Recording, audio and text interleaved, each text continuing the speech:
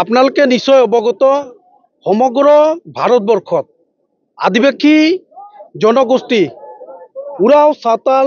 মুণ্ডা গড় খাৰিয়া ইত্যাদিকে ধৰি আমি ৬টা জনগোষ্ঠী আদিবাসী এটা জনগোষ্ঠী আমাৰ ভাৰতবৰ্ষৰ প্ৰতিটো ৰাজ্যৰ আদিবাসীসকল জনজাতি ST মৰ্যাদা সিহঁতে ভোগ কৰি আছে কিন্তু আমাৰ অসমত যেটো ষ্টেট বিৰিয়াৰ হিচাপে তো আমাক যেটো জনজাতিকৰণৰ পৰা আমাক বঞ্চিত কৰি ৰাখিছে বিভিন্ন চৰকাৰে আহিছে তেখেতসকলে প্ৰতিশ্ৰুতি দিছিল যে 2014 চনত আমাক প্ৰতিশ্ৰুতি দিছিল বিজেপি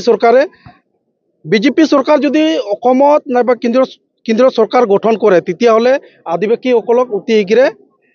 জনজাতিকৰণৰ মৰ্যাদা দিয়া হ'ব কিন্তু আজি তেখেতসকলে ষ্টেটত 3টা টাৰ্মছ চৰকাৰ কৰি আছে আমাৰ অসমত 2টা টাৰ্মছ ইতিমধ্যে শেষ হ'ব গৈ আছে আজিও তেখেতসকলে প্ৰতিবেদন পঠাব পৰা নাই আৰু আমি শুনিবলৈ পাইছো ওহা কাইলৈ দিনা 25 তাৰিখে যেটো অধিৱেশন আছে তাতে আমাৰ 6 জনগোষ্ঠীৰ যেটো প্ৰতিবেদন উত্থাপন হ'ব বুলি আমি গম পাইছো তো আমি খুব দুখ পাইছো যে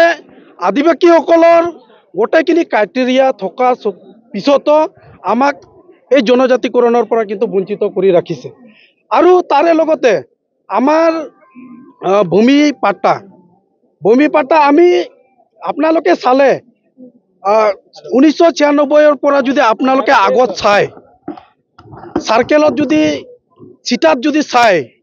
গোটেইখিনি মাটি আদিবাসীৰে আছিল কিন্তু 96ত যেটো গোষ্ঠীগত সংঘৰ্ষ হল সেই সংঘৰ্ষ হোৱাৰ পিছত আমাৰ মাটিবিলাক বিভিন্ন ঠাইত অকুপাই কৰি ৰখা হৈছে আৰু যাৰ ফলত কিছুমান আমি ফৰেষ্টত বসবাস কৰিব লগা হৈছে কিন্তু আজিলৈকে ফৰেষ্টত যিখিনি মাটি আমাৰ যেটো ৰেভিনিউ মাটি সেই মাটিখিনি কিন্তু আজি বেলেগে অকুপাই কৰি আছে তাৰ কাৰণে আমি গণতান্ত্ৰিকভাৱে আন্দোলন কৰি চৰকাৰক আমি হুকুয়াই দিছো অতি শীঘ্ৰে ফৰেষ্ট পাটা আৰু ৰেভিনিউ মাটি অতি সোনকালে আমাক মাটিৰ পাটা দিব লাগে অন্যথা কিন্তু আমি ইয়াৰ পৰা জংগী আন্দোলন কাৰ্যসূচী আমি হাতত ল'বলৈ বাধ্য হ'ম তো ইয়াৰ লগতে যোৱা 2023 চনত আদিবাসী পিচ একৰ্ড হল সেই পিচ একৰ্ডত যেটো দফাবিলাক যে ইমপ্লিমেন্ট হ'ব লাগে কিন্তু বিজেপি চৰকাৰে আজিলৈকে সেই দফাবিলাক কোনো ধৰণৰ ইমপ্লিমেন্ট কৰা আমি উদৌখম আদিবাসী কিন্তু দৃষ্টিগোচৰ হোৱা নাই তাৰ কাৰণে আমি চৰকাৰক আহ্বান কৰিছো অতি শীঘ্ৰে এই দফাসমূহ আদিবাসী শান্তি চুক্তি দফাসমূহ অতি শীঘ্ৰে ৰূপায়ণ কৰিব লাগে আৰু আদিবাসীৰ যেটো প্ৰাপ্য অধিকাৰ সেইখিনি অতি সোনকালে দিব লাগে তাৰে লগতে আমাৰ 1996 আৰু 98 2014ত যিবিলাক আদিবাসী ডিসপ্লেস হৈছে সেই ডিসপ্লেস আদিবাসীসকলক এতিয়াও শিবিৰত আছে তেখেতসকলক অতি শীঘ্ৰে নিজৰ ঠাইত পুনৰ্গস্থাপন দিব লাগে আৰু তেখেতসকলক ক্ষতিপূৰণ 5 লাখ টকা অতি শীঘ্ৰে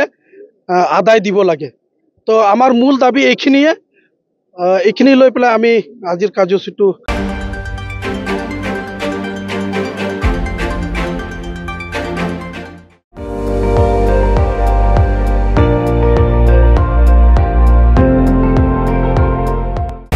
আপুনি চাই আছে ND24